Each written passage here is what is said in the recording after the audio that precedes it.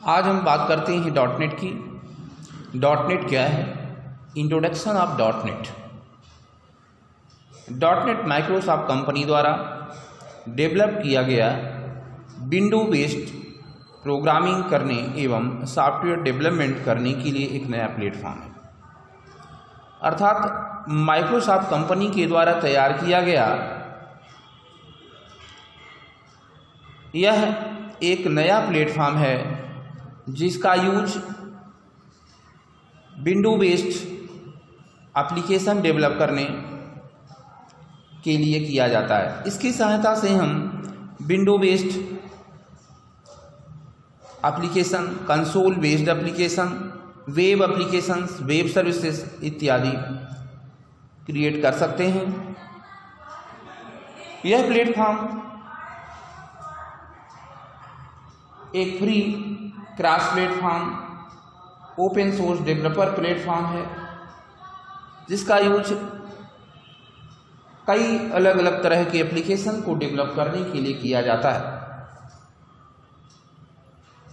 Dot net में हम dot शब्द का यूज करते हैं क्योंकि डॉट नेट का यूज प्रोग्रामिंग के अलावा इंटरनेट में भी विभिन्न कार्यों के लिए किया जाता है।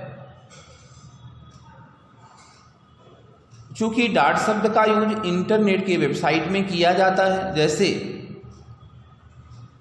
www.yahoo.com, www.google.com, अतः इसके साथ भी डॉट शब्द का यूज किया जाता है।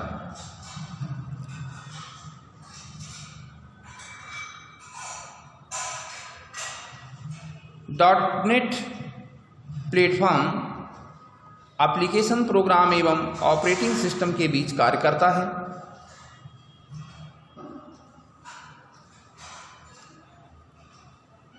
अर्थात जब हम कोई भी एप्लीकेशन डेवलप करते हैं तो हम जिस प्लेटफॉर्म में काम करते हैं डॉट नेट का यूज करके, जब हम कोई एप्लीकेशन डेवलप करते हैं तो हम जिस प्लेटफॉर्म पे काम करते हैं डॉट नेट प्लेटफॉर्म होता है तथा डॉट नेट प्लेटफॉर्म हमारा ऑपरेटिंग सिस्टम के ऊपर होता है। तो हमारे एप्लीकेशन और ऑपरेटिंग सिस्टम के बीच डॉट नेट प्लेटफॉर्म मीडिएटर का कार्य करता है।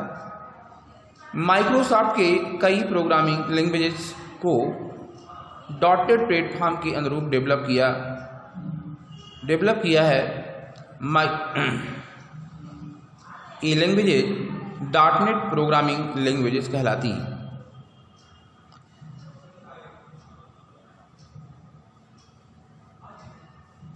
डॉट नेट प्लेटफॉर्म पर यूज होने वाली भाषाएं programming languages dot net programming languages कहलाती हैं। माइक्रोसॉफ्ट कंपनी ने चूंकि डॉट नेट प्लेटफॉर्म को डेवलप किया था, डॉट नेट प्लेटफॉर्म एक ऐसा प्लेटफॉर्म है जो कई प्रोग्रामिंग भाषाओं को सपोर्ट करता है, या यूं कहें को इसको इस तरह से बनाया गया है कि इसमें कई प्रोग्रामिंग भाषाओं का यूज करके कार्य किया जा सके। अतः माइक्रोसॉफ्ट ने कई पॉपुलर प्रोग्रामिंग भाषाओं को डॉट नेट प्लेटफॉर्म के अनुरूप डेवलप किया है। वे सभी प्रोग्रामिंग लैंग्वेजेज जो डॉट नेट प्लेटफॉर्म को सपोर्ट करती हैं डॉट नेट लैंग्वेजेस कहलाती हैं। इसमें एक विशाल कोड लाइब्रेरी है। यह हमें क्रॉस लैंग्वेज इंडिपेंडेंसी प्रोवाइड करती है। डॉट नेट फ्रेमवर्क में मुख्यतः दो कंपोनेंट होते हैं, एक CLR होता है और दूसरा फ्रेमवर्क क्लास लाइब्रेरी होती है। तो इसमें एक विशाल कोड लाइब्रेरी है। यह सभी भाषाओं को ध्यान में रखते हुए, सभी प्रोग्रामिंग लैंग्वेज को ध्यान में रखते हुए क्रिएट की गई है। अतः हमें क्रॉस लैंग्वेज इंडिपेंडेंसी प्रोवाइड करती है। यह सभी प्रोग्रामिंग भाषाओं के लिए कॉमन लाइब्रेरी है जो सभी को क्लासेस, मेथड्स इत्यादि प्रोवाइड करती है।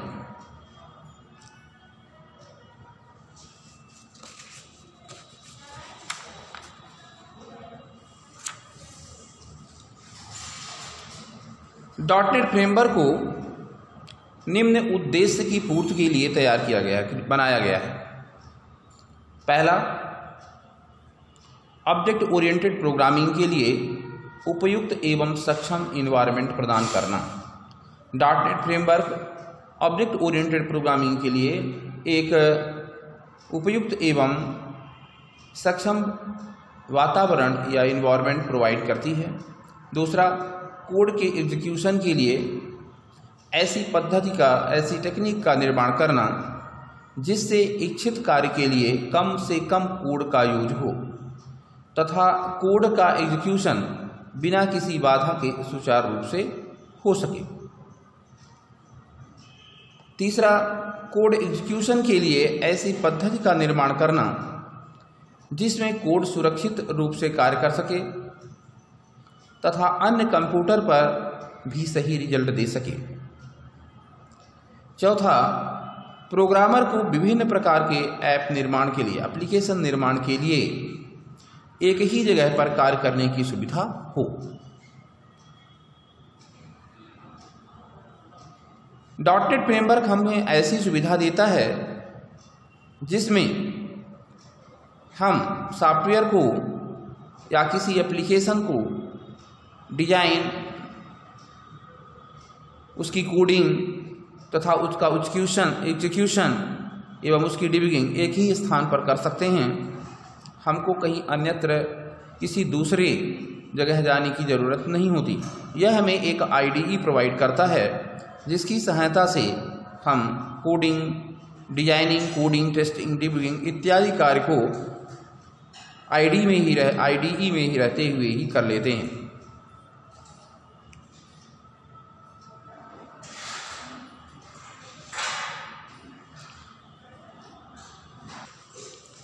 डॉटनेट फ्रेमवर्क में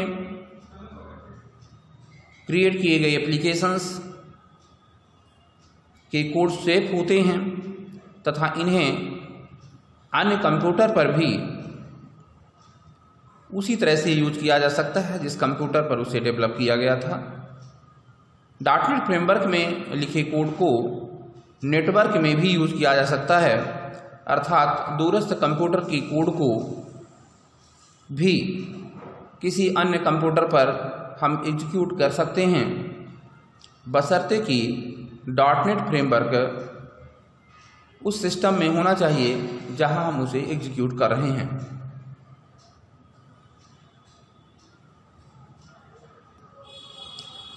डॉटनेट फ्रेमवर्क में एक विशाल क्लास लाइब्रेरी होती है, एक बड़ी क्लास लाइब्रेरी होती है जिसमें बहुत सारे क्लासेस एवं मेथड्स डिफाइन होते हैं जिन्हें हम अपने प्रोग्राम में यूज कर सकते हैं, अर्थात उन्हें हमको अलग से लिखने की आवश्यकता नहीं होती है। डॉटनेट फ्रेमवर्क हमें एक सेफ इन्वायरमेंट प्रोवाइड करता है जिसका यूज करके हम कोई भी एप्लीकेशन डेवलप कर सकते हैं तथा उसे सफलतापूर्वक एग्जीक्यूट कर सकते हैं। डॉटनेट फ्रेमवर्क का यूज करके हम विभिन्न प्रकार के एप्लीकेशन क्रिएट कर सकते हैं, जैसे web application, mobile application, desktop application, games एवं आईओटी अर्थात इंटरनेट ऑफ थिंग्स इत्यादि क्रिएट कर सकते हैं। डॉटनेट फ्रेमवर्क कई प्रोग्रामिंग लैंग्वेजेस को सपोर्ट करता है, जैसे VB.NET, C#, F# इत्यादि। यह एक क्रॉस प्लेटफॉर्म है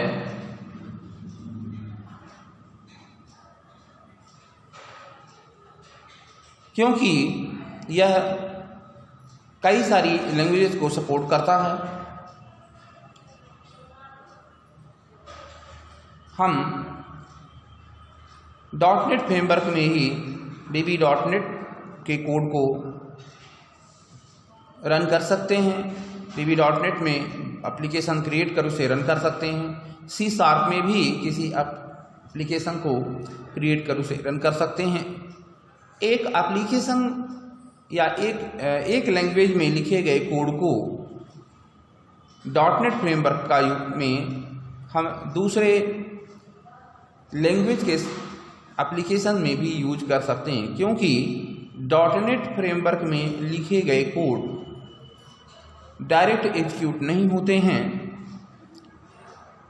यह पहले एक कॉमन लैंग्वेज में ट्रांसलेट होते हैं, जिसे इंटरमीडिएट लैंग्वेज या माइक्रोसॉफ्ट इंटरमीडिएट लैंग्वेज कहते हैं, जो सभी लैंग्वेजेस के लिए कॉमन होते हैं। बाद में उन्हें किसी भी प्रोग्रामिंग लैंग्वेज के द्वारा यूज किया जा सकता है, अतः यह क्रॉस लैंग्वेज इंडिपेंडेंसी प्रोवाइड करता है। अब हम बात करते हैं कि आखिर हम डॉटनेट का यूज क्यों करते हैं।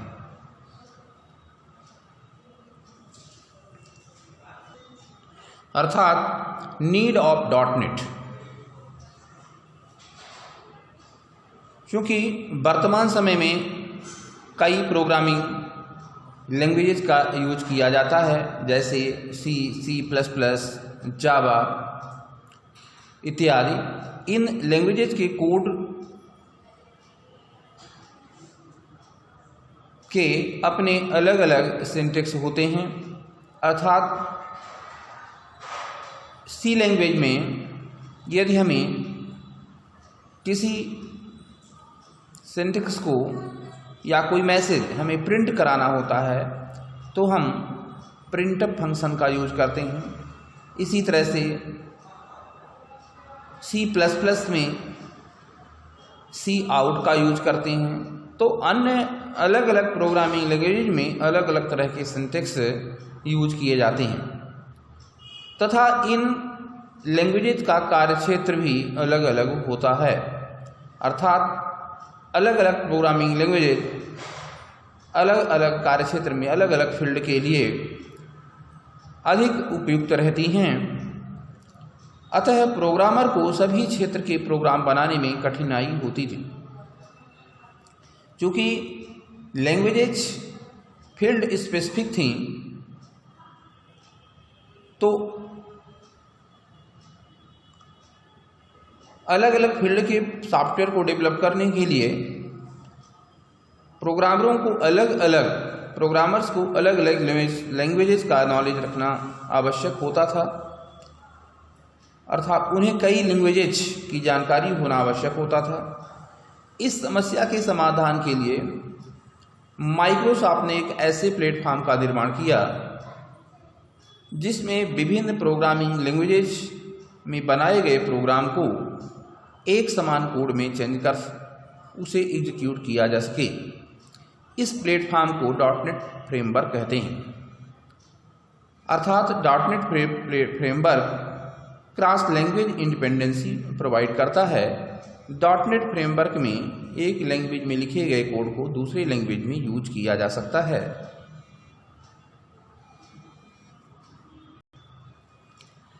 हम इसे इस प्रकार से भी समझ सकते हैं कि माना हमें किसी एक प्रोजेक्ट पर कई सारे व्यक्तियों की आवश्यकता है, कई एक्सपर्ट लोगों की आवश्यकता है, लेकिन वे एक्सपर्ट व्यक्ति अलग अलग कंट्रीज से हैं। कोई चाइना से है, कोई इंग्लैंड से है, कोई पाकिस्तान से है। ये सभी व्यक्ति अपने अपने लैंग्वेज में कार्य करने में एक्सपर्ट हैं, लेकिन ये एक दूसरे की लैंग्वेज को नहीं समझते हैं।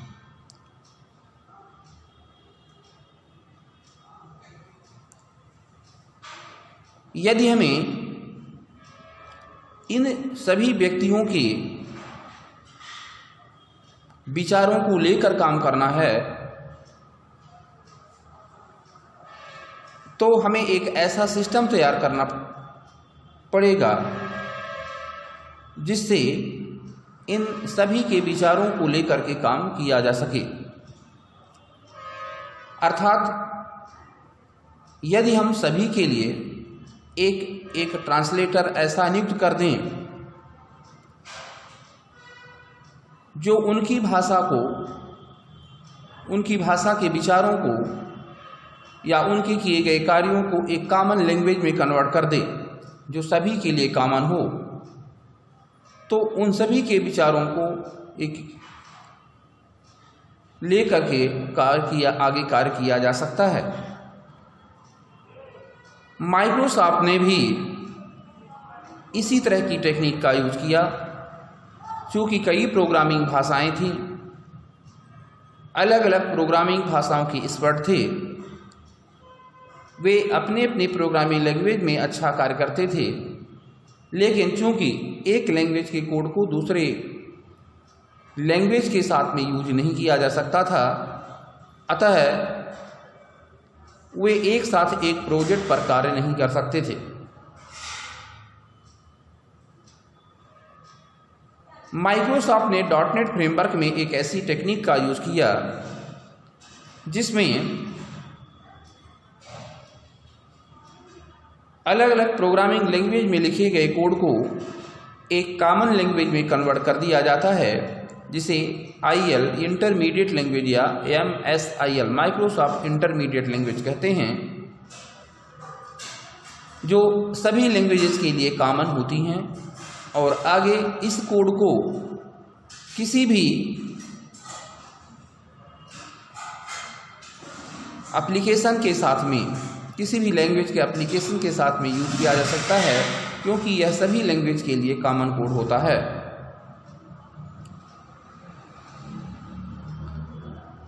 धन्यवाद।